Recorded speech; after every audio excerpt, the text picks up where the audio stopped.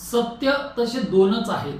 एक बाहेरचं प्राकृतिक सत्य जे प्रकृतीचे नियम आहेत आणि दुसरं जे आपल्या आतमधलं सत्य आहे ज्याच्यात आत्मा मन बुद्धी अहंकार हे आहेतच.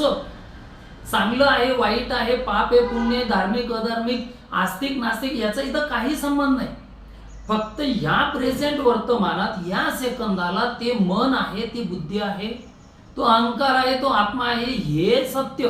ते सत्य बदलू शकत नाही.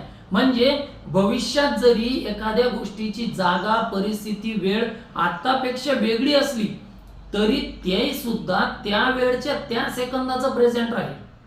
म्हणजे भविष्य हा जन्मलेला नसतो पास्ट हा मेलेला असतो आणि त्या दोघांचं अस्तित्व शून्य असतं.